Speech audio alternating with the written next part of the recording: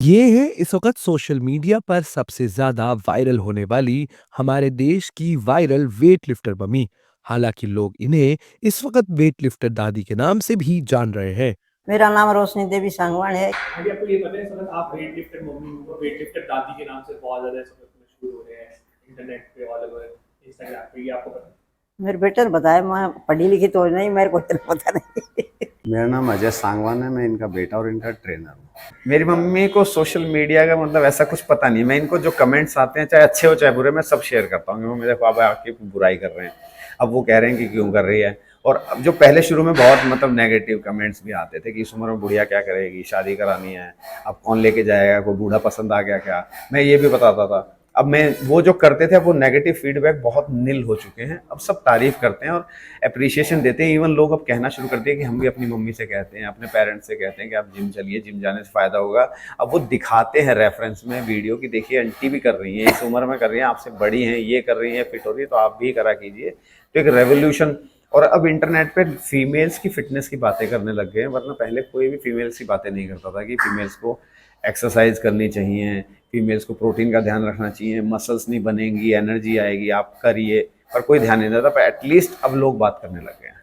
अब ये weight lifter mummy के नाम से फेमस है। क्यों? क्योंकि ये वेट अच्छे से उठा पाती हैं और अब इनको एडिक्शन हो गया है।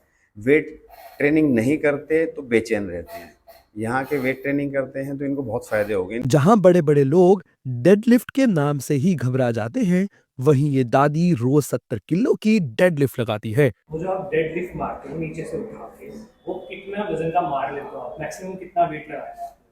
70 किलो तक मार। 70 किलो तक मार सकते हाँ, हो। और बाकी एक्सरसाइजों में कितना कितना वजन उठाते हो? 40-45 किलो ऐसे उठा लेती हूँ। स्क्वाट्स। और पूरा करती हूँ, जो लड़का लोग करते हैं, लड़की लोग करते हैं, पूरा करती हूँ। ऐसा मेरे को नहीं कि ये नहीं कर सकती। तब 70 kg डेडलिफ्ट करते हैं, 100 kg जो है लेग प्रेस कर लेते हैं, बेंट ओवर रोइंग डंबल से ये 17.5 किलो तक कर लेते हैं, प्लस में स्क्वाट से 45 kg तक कर लेते हैं। मूवमेंट में सुधार हो रहा है, फ्लेक्सिबिलिटी में सुधार हो रहा है, स्ट्रेंथ में सुधार हो रहा है। कैसे शुरुआत हुई थी इनके इस पूरी जिम रूटीन की, सुनिए उसके पीछे की पूरी कहानी। बाथरूम से तिसड़ की गिर गई थी मैं।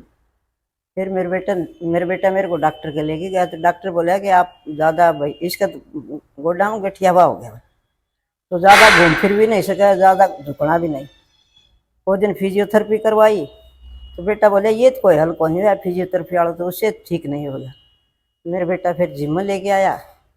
धीरे धीरे तो मेरे को बहुत शर्म आती थी कि भाई जिम जाना औरतों को अच्छा नहीं लगता। बाद में फिर आई तो मेरे को अच्छा लगता है। मैं 2 ढाई 3 घंटा एक्सरसाइज करती हूँ, तो बच्चे भी मेरे बहुत प्यार करते हैं। मेरे बेटे ने मेरे को ऐसा संभाला कि जैसे माँ बच्चे को संभालती है, ऐसे संभाले। मैं फुल टाइम ट्रेनर नहीं हूँ। मैंने ये अपने लिए किया था, मेरा खुद का बिजनेस है। पर जब मॉम को प्रॉब्लम हुई, उनके घुटनों में अर्थराइटिस हो गया, तो मुझे बहुत अजीब सा लगा कि मेरी मॉम को अर्थराइटिस हो गया है। और अर्थराइटिस के बारे में ये फेमस है कि ये होने के बाद आपके घुटनों में प्रॉब्लम आती है, आप सीधा चल नहीं पाते हैं, कोई काम नहीं कर पाते हैं खुद से। तो मुझे लगा कि मैं और मम्मी रहते हैं साथ में, तो अगर मुझे कुछ प्रॉब्लम आ जाती है तो मॉम अपना कुछ भी काम नहीं कर पाएंगे। फिजियोथेरेपी इनका कराने लेके गए थे, पर वो सेटिस्फेक्शन नहीं था, क्योंकि मुझे पता था टेम्परेरी है, इसके बाद आगे चल के प्रॉब्लम आएगी, क्योंकि उम्र जो है बढ़ रही है। और फिटनेस का मुझे पता था कि अगर आप वेट ट्रेनिंग करते हैं, स्ट्रेंथ ट्रेनिंग करते हैं, तो आप उसे एक हद तक रोक सकते हैं। तो शुरू में तो बहुत प्रॉब्लम आई थी, कन्विंस करना है कि वेट ट्रेनिंग, क्योंकि अपने यहाँ कॉन्सेप्ट नहीं है वेट ट्रेनिंग का। पर मैंने मम्मी को बहुत समझाया कि चलो चलो, तो फाइनली मम्मी माने कि चलो जिम चलते हैं। पर यहाँ पे थोड़ी शर्म भी आती थी कि इस एज में कोई जिम जाए, वो भी सूट सलवार में। तो लोग थोड़ा देखते भी इस नज़र से कि इस उम्र में नहीं है, अभी आप आराम करिए, घर पे आराम करिए, आप अपनी फिटनेस के बारे में नहीं सोच सकते इंडिया में। तो मुझे शुरू में बहुत प्रॉब्लम आया, 1-2 बार आई, फिर वापस भी चली गई। पर मैंने इन्हें मनाया कि आप आइए जिम में, 1 हफ्ता 10 दिन दीजिए, अगर आपको फ़र्क ना लगे तो घर पे बैठ जाना, अब इससे ज़्यादा क्या कर सकते हैं। तो मेरे कहने पे जिम आना इन्होंने शुरू करा। तो शुरू में बहुत ध्यान से कराता था इन्हें कि कोई प्रॉब्लम ना हो। क्यों? क्योंकि बहुत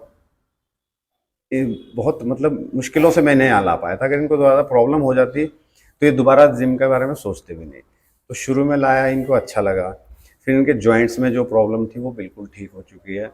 अब इनका ये है कि इन्होंने पिछले कुछ महीने पहले देखा था टीवी पे इंडियन एथलीट्स को, जो इंडिया के लिए खेले हैं, इंडिया का जिन्होंने तिरंगा अपने कंधे पे लगाया। तो अब इनकी ये इच्छा है कि इंडिया के लिए खेलें, चाहे उम्र कभी भी हो जाए किसी भी गेम में, तो मैं चाहता हूँ पावर लिफ्टिंग में ये एल्डरली में जो है अपना कंपटीशन को कम्पीट करें।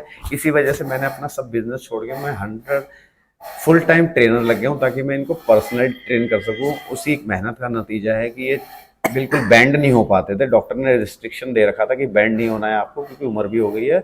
और उसके बाद अब ये 70 kg की डेडलिफ्ट कर लेते हैं। आंटी, वो जो अभी बोल रहे हैं आपके बेटे जी, आप चाहते हो कि इंडिया को रिप्रेजेंट करो आप आगे जाके सेट पर, आप चाहते हैं? कोशिश पक्की है कोशिश पक्की है, वही जोश है कि कर सका। तो क्या आप बोलना चाहोगे जो आपकी उम्र के लोग हैं जिनको बड़ी सारी प्रॉब्लम्स हैं और वो बेड से भी नहीं उठ पाते, उनको क्या एक मैसेज देना चाहोगे?